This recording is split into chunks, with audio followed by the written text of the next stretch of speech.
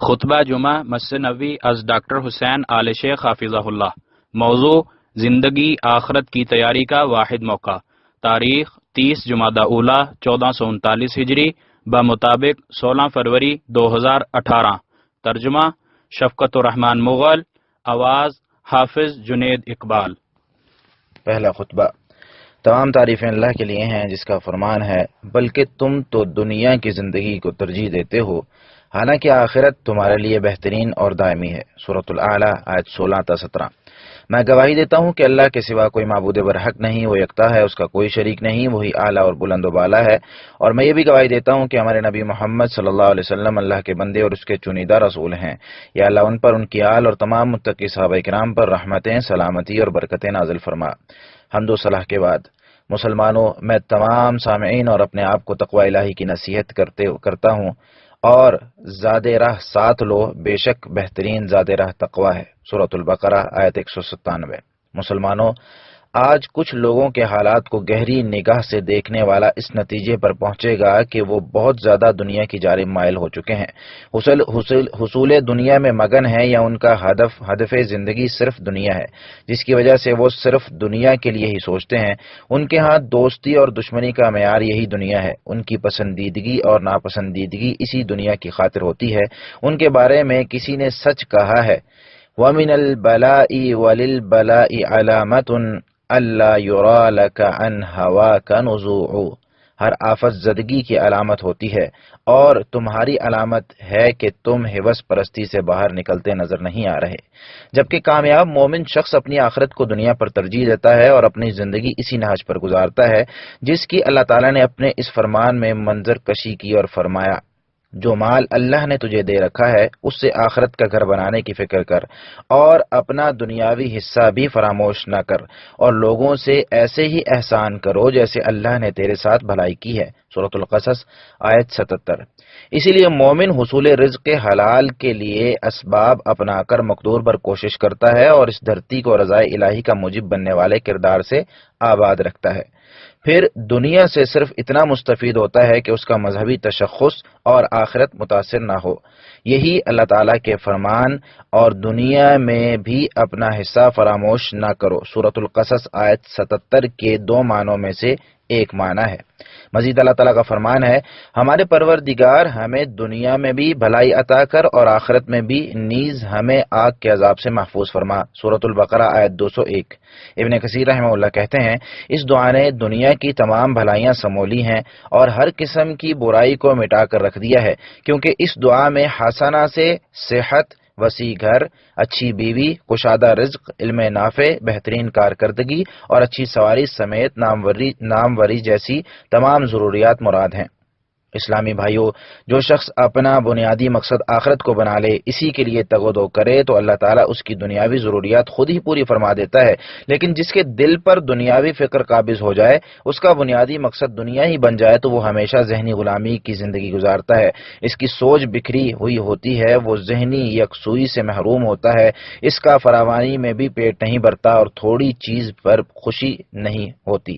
آپ صلی اللہ علیہ وسلم کا فرمان ہے، جس کا مقصود زندگی آخرت ہو، اللہ اس کے دل میں بے نیازی پیدا کر دیتا ہے اور اسے دل جمی عطا کرتا ہے، اور دنیا اس کے پاس ذلیل ہو کر آتی ہے، اور جس کا مقصود دنیا ہو، اللہ تعالیٰ اس کی محتاجی اس کی دونوں آنکھوں کے سامنے رکھ دیتا ہے اور اس کے معاملات بکھیر دیتا ہے، اور دنیا اس کے پاس اتنی ہی آتی ہے جو اس کے مقدور میں ہو۔ اس حدیث کو احمد، ترمذی اور ابن ماجہ نے روایت کیا ہے۔ عراقی رحمہ اللہ کے مطابق اس کی سند جید ہے، جبکہ دیگر محدثین نے اس حدیث کو صحیح قرار دیا ہے۔ اس دنیا میں رہتے ہوئے اللہ تعالیٰ کا یہ فرمان مسلمان کا شعار ہوتا ہے، کہہ دو دنیا کا ساز و سامان معمولی ہے، سورۃ النساء آیت 77۔ اس لیے مسلمان اس دنیا کو اپنی آخرت کے لیے کھیتی سمجھتا ہے، آخرت پر دنیا کو ترجیح نہیں دیتا، اپنی شہوت یا ہوس میں مست ہو کر دنیا کے پیچھے نہیں پڑتا، بلکہ اللہ کے اس فرمان کا عملی نمونہ بنتا ہے کہ کہہ دو دنیا کا ساز و سامان معمولی ہی ہے اور آخرت متقی لوگوں کے لیے بہترین ہے، اور تم پر ایک دھاگے کے برابر بھی ظلم نہیں کیا جائے گا، سورۃ النساء آیت 77۔ ایسے ہی فرمایا، اور یہ سب کچھ دنیا کی زندگی کا ساز و سامان ہے، اور آخرت تیرے رب کے ہاں صرف متقین کے لیے ہے۔ سورۃ الزخرف آیت 35۔ اس لیے مسلمان اس دنیا کے دھوکے میں آنے سے بچنا، اپنے آپ کو غفلت اور شہوت سے دور رکھنا۔ فرمانے باری تعالیٰ ہے، اے ایمان والو، بے شک اللہ کا وعدہ سچا ہے، اس لیے تمہیں دنیا کی زندگی دھوکے میں نہ ڈالے اور نہ ہی اللہ کے بارے میں کوئی دھوکے باز یعنی شیطان تمہیں دھوکے میں ڈالے۔ سورۃ الفاطر آیت 5۔ اسی طرح فرمایا، اور دنیا کی زندگی کو سامان غرور ہی ہے۔ سورہ آل عمران آیت 185۔ اللہ کے بندو، جو شخص آخرت بھول کر اپنی شہوت کے پیچھے لگ جائے اور اللہ کی شرعیت سے روگردانی کر دے تو وہ بہت بڑے خسارے میں پڑ گیا، وہ بہت بڑی بدبختی میں ملوث ہو چکا۔ فرمانے باری تعالیٰ ہے، اے ایمان والو، تمہیں تمہارے اموال اور اولاد ذکر الہی سے غافل نہ کر دیں، اور جو غافل ہو گیا تو وہی خسارہ پانے والے ہیں۔ سورۃ المنافقون آیت 9۔ اللہ تعالیٰ کا یہ بھی فرمان ہے، پھر ان کے بعد ان کی نالائق اولاد ان کی جانشین بنی، جنہوں نے نماز کو ضائع کیا اور اپنی خواہشات کے پیچھے لگ گئے، وہ عنقریب گمراہی کے انجام سے دوچار ہوں گے۔ البتہ ان میں سے جس نے توبہ کر لی، ایمان لایا اور اچھے عمل کیے تو ایسے لوگ جنت میں داخل ہوں گے اور ان کی کچھ بھی حق تلفی نہ ہوگی۔ سورہ مریم آیت 59-60۔ رسول اللہ صلی اللہ علیہ وسلم کا فرمان ہے، دیناروں کا غلام تباہ ہو گیا، درہموں کا غلام تباہ ہو گیا، لباس کا غلام تباہ ہو گیا۔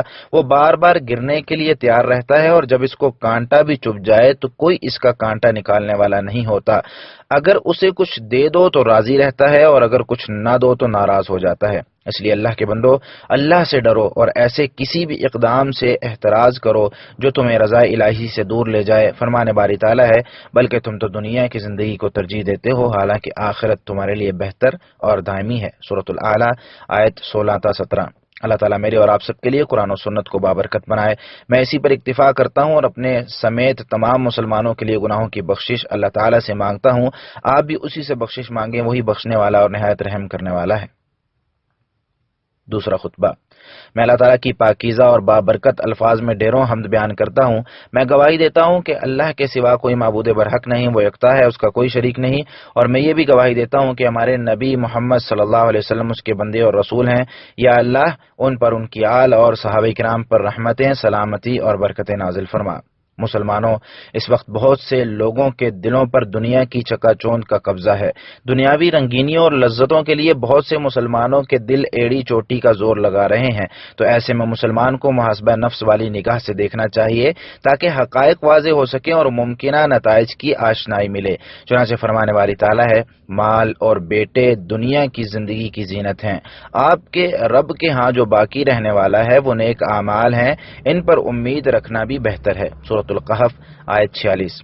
اور ایک حدیث میں ہے کہ آپ صلی اللہ علیہ وسلم نے فرمایا، میرا دنیا سے کیا لینا دینا؟ میری اور دنیا کی مثال تو ایک سوار کی سی ہے جو گرمی میں سایہ دار درخت کے نیچے دوپہر کے وقت آرام کے لیے سستائے اور پھر درخت وہیں چھوڑ کر اپنی منزل کی جانب چل دے۔ احمد ترمذی۔ اور یہ نبوی وصیت کو عملی جامہ پہنانے کے لیے گوش گزار فرمائیں۔ ابن عمر رضی اللہ تعالیٰ عنہ کہتے ہیں کہ رسول اللہ صلی اللہ علیہ وسلم نے میرے کندھے سے پکڑا اور وصیت فرمائی، دنیا میں ایسے رہو گویا کہ تم اجنبی ہو یا راہ گزرتے مسافر۔